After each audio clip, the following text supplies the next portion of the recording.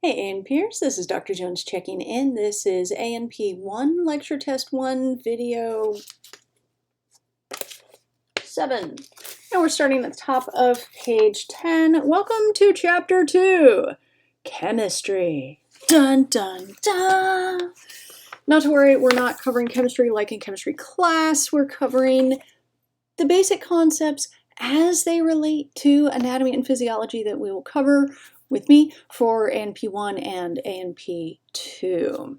Now, to be fair, all the instructors cover different details, same basic amount of material, but with different slightly details. So this is all the chemistry that you will need, most all the chemistry you will need for my ANP1 and ANP2. If you need, some of the instructors don't cover the chemistry chapter and cover the chemistry you need as you get there. So everybody operates a little differently.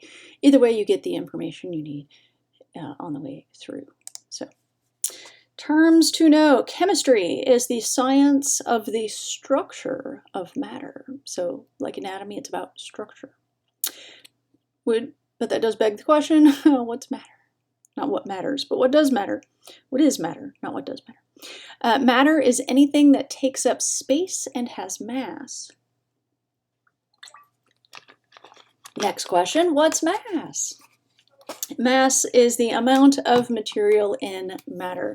So the difference between mass and weight is that the weight depends on the gravity. The mass is the amount of space that you take up, and the weight is how much gravity pulls on that mass. So if you went to the moon, you'd weigh, what is it, like a fifth less or a fifth as much? I don't remember. I don't know. You would weigh less, but your mass is the same regardless. Even if you're floating in space with no gravity, you would be weightless, or maybe even microgravity if you're in nearly weightless, or weightless, depending on if you're in orbit or actually floating in space. Regardless, weight depends on gravity, but mass does not. Mass is simply the amount of space that you take up. And the matter is the stuff that you're made of that takes up space. And the science of the structure of that matter is chemistry. Okay, and here's a fun picture of the elements from the book, The Elements, which is fun pictures of the elements. Okay, so atoms, we already said, are the smallest stable units of matter. And I want you to know that they have the same number of electrons as they do protons. And we'll discuss that and why that's not always stable. Okay. The subatomic particles are the bits that make up atoms. I may not have mentioned, but we're covering the relevant science jokes as part of the curriculum, because if you understand the joke, then you can answer test questions about it. So never trust atoms. They make up everything. Get it? Because everything is made of atoms? Okay. So there are different subatomic particles. We are talking about protons and neutrons and electrons. So protons are P plus because they have a positive charge. Neutrons are in 0 because they are neutral. And electrons are E negative because they have a negative charge. Protons and neutrons live in the nucleus. My mouse is bumping my glass. In the nucleus, and the electrons orbit the nucleus. Orbit nucleus. L-E-U-S. Excellent. So here we have a hydrogen 2, which has 1 proton and 1 neutron, and that is the nucleus, and it is orbited by 1 electron. Protons and neutrons are both made up of quarks, There are different kinds of quarks. There are up quarks, down quarks. I think there's at least 3 different kinds of quarks. I never can remember. And some have like a positive 2/3 charge, a negative 2/3 charge, and it's the combination of specific types of quarks. I think there's 6 quarks. I don't know. And that's what makes up the protons and the neutrons. The electrons, however, are their own thing. So, and electrons are much smaller than either a proton or a neutron. As you can kind of see in the picture, the electron is a bit smaller. They're actually a lot smaller, I think, than the protons and the neutrons. Again, I'm not a chemist, but fun stuff. So the nucleus is the center of the atom, and it contains the protons and the neutrons. 0. Okay, the smallest stable units of matter are atoms, and atoms normally contain an equal number of electrons, E negative, and protons, P plus. And the negative and the plus are like superscript negative and a superscript plus, so raised up a little bit. And which subatomic particle travels in the electron shell? Is not a trick question. There's a long list of things that I'm going to say this semester that are going to be completely obvious once I have said them. And I will spend the time to say them anyway, because when they're not said, they get confusing. So, the electrons travel in electron shells. Just electrons in the electron shells. So the nucleus is the center of the atom, and around it is the electron. Now, we never know quite where the electron is, except we know that it orbits like a certain distance in a certain pattern around the nucleus. And so there's a probability cloud of where you're likely to find that nucleus. And that probability cloud spherically surrounding the nucleus is the electron shell. Now, we're drawing them on these pictures as a circle because I can't draw 3-dimensional sphere-y things. It's easier just to draw a circle to represent the sphere. So that's what all of these circles are. All of these atoms, electron shells around, are actually spheres that we've compressed to the shadow of the sphere to make it easier to draw on a 2-dimensional sheet of paper or PowerPoint slide or whatever we're going with. Okay, so electrons orbit in the electron shell. Page 11, which for me looks like electrons and energy levels. The first energy level can hold up to 2 electrons. The second energy level can hold up to 8. And the third energy level can hold up to 8 electrons. Now, if you are a chemistry major taking this class, you will understand how this is a complete oversimplification and not entirely accurate. But it's functional for the level of chemistry that we're doing, so we are going with it. So first energy level up to 2, second and third energy levels up to 8. Going with it.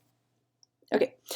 The energy levels fill from the inside out. So here we have hydrogen has 1 electron, helium has 2 electrons. The first electron shell can have up to 2.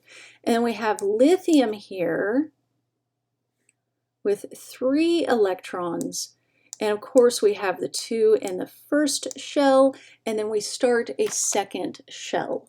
And then it can hold, we see in neon, up to 8 electrons. 1, 2, 3, 4, 5, 6, 7, 8 electrons in the second electron shell. Which again this isn't where the electrons are, we're just drawing locations in the probability cloud.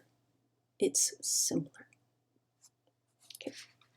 The valence shell, which I almost said, is the surface. It is the outermost electron shell. So in neon and lithium, the valence shell is the second.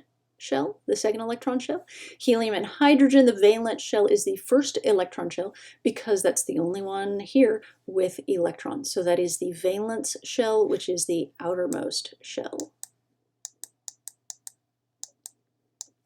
And what do electrons have to do with stability? Everything. So what happens? Atoms with an unfilled valence shell, like hydrogen here, is unstable. And it will tend to react. Specifically, generally 2 hydrogens will join together. We'll talk about that. Probably not this video. We'll see.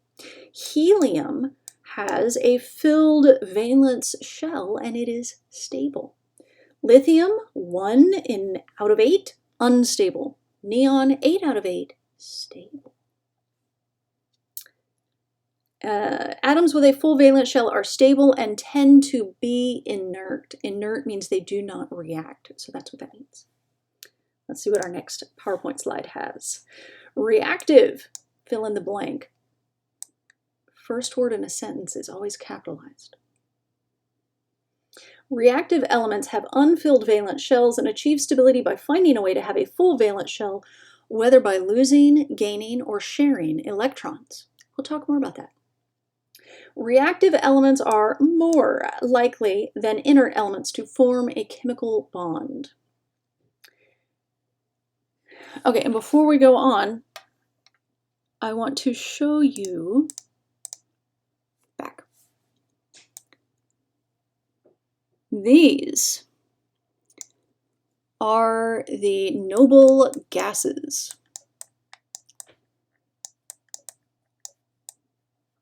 I know, give me a second. The noble gases have full valence shells. Helium, neon, argon. I don't remember what the KR is. I think that's xenon? Not a chemistry major. So we don't talk about those in anatomy. So the noble gases have full valence shells and are inert. And by inert, I mean they don't form solids. Like literally they're called noble gases because they're generally just found in gaseous form. However, while they are inert, if you run electricity through them, they tend to glow like neon signs. Get it? So the noble gases are your neons, the gases in your neon signs that you zap and they light up. So they're inert in that they will not create solids, but they do react to electricity. So, fun. That's what neon signs are. They're glass tubes with electric running through them, running through gases. All right, now that I found my place, we're talking about ions. So we talked about atoms, and then here we've got a sodium atom, which has 1 electron in its valence shell, so we know that's not stable. And we've got a chlorine atom with 7 electrons in its valence shell, so we know that's not stable. So, and, oh, I'm ahead of myself. Ions. Okay, back to the note set. Ions are atoms or group of atoms that have an electric charge, and they can be positive or negative. Cations have a positive charge. You can think of the T in cation as a plus sign. And anions are ions with a negative charge, and you've got the word ion right here in case you forget. Anions, think of N for a negative charge, as our book says. So these are ions with a positive charge, cation, ions with a negative charge, anion. And there's 2 different types of ions. Ions will be either cations or anions. Now, an ionic bond is a chemical bond between cations and anions. So they are, I need you to write this down, attractions between fully charged ions. Test question. Excuse me. Some in my throat. Again, ions are ionic bonds are attractions between fully charged ions. The third blink is so you know I'm serious. Okay. So ions have an unequal number of protons and electrons, because here you can see I am in the way, I am still in the way. Okay, so what happens? Is that on the next page? No, I think we're good. So what happens? We have an unstable sodium atom and an unstable chlorine atom. Sodium wants to lose an electron and be stable with a full valence shell. Chlorine wants to gain an electron and have a full valence shell. So that's what they will do. Sodium will be the electron donor, and chlorine will be the electron, what's the term they use, receiver? Something like that. And so then sodium will have lost a negative but have the same number of positives. All right, we're going to whiteboard that. Where's the whiteboard? That's not the whiteboard. That was wrong. That was, undo that.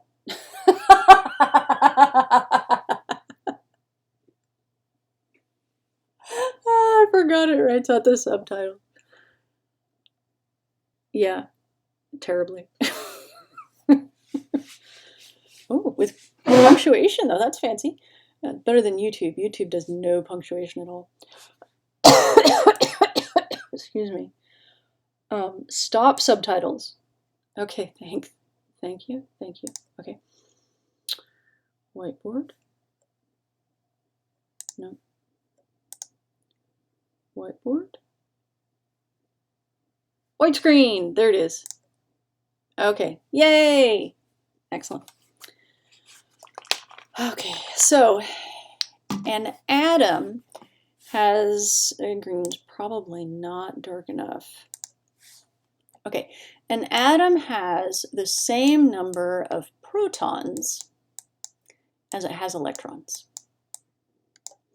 So let's say, I don't remember which atom has 5 of each, but let's say 5 because it's a nice round number.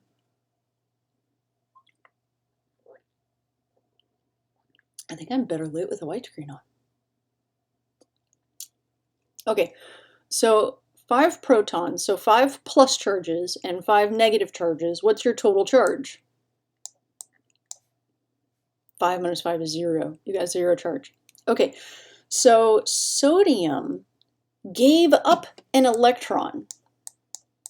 So what would happen if this, whatever this atom is, gives up an electron? It loses an electron. It's an electron donor.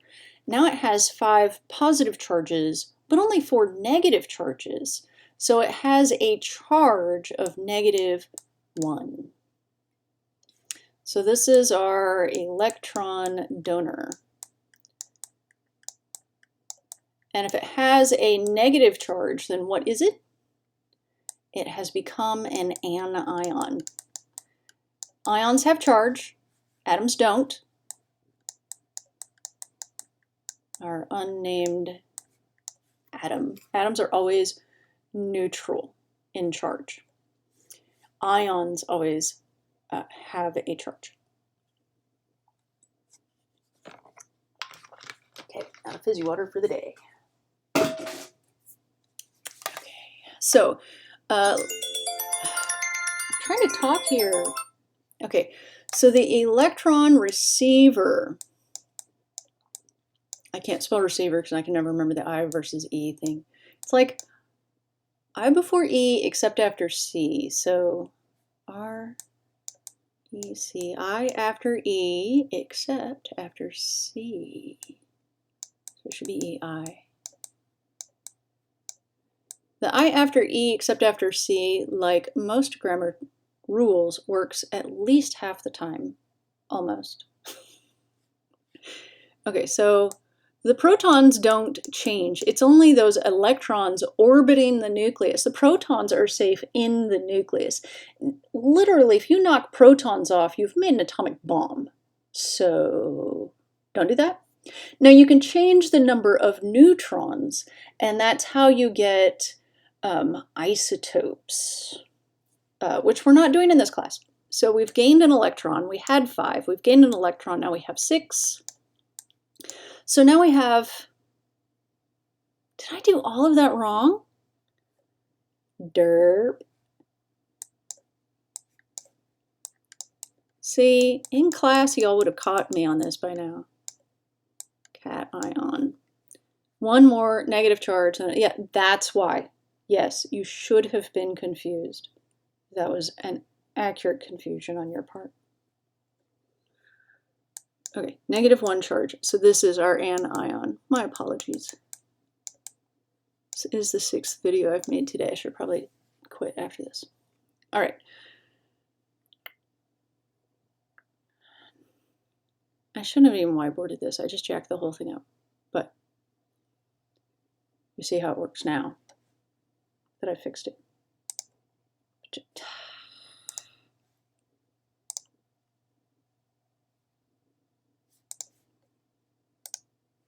There it is. Unwhite screen. There we go. Okay, so the sodium ion has lost an electron and is now a cation. And the chloride ion has gained an electron. So it is now an anion. Now, this positive and negative charges are attracted to each other. Let me get my magnets just a second.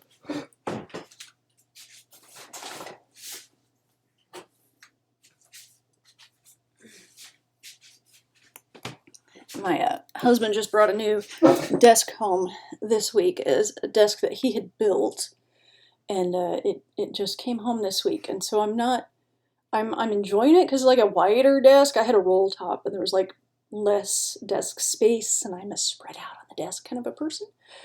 So I'm enjoying it, but I'm not moved in yet, so I don't have everything where I can reach it. Okay, magnets are not ions. However, two positive charges repel, just like in ion. Two cations will repel each other. Two negative ends of the magnet will repel each other, just like two negative ions will repel each other. And a cation and an anion will be attracted. So opposites attract in ions and magnets. And that one really terrible Paula Abdul video with like the cartoon cat, that one was weird. Also, when possible, I really enjoy explaining college level concept with my kids' toys.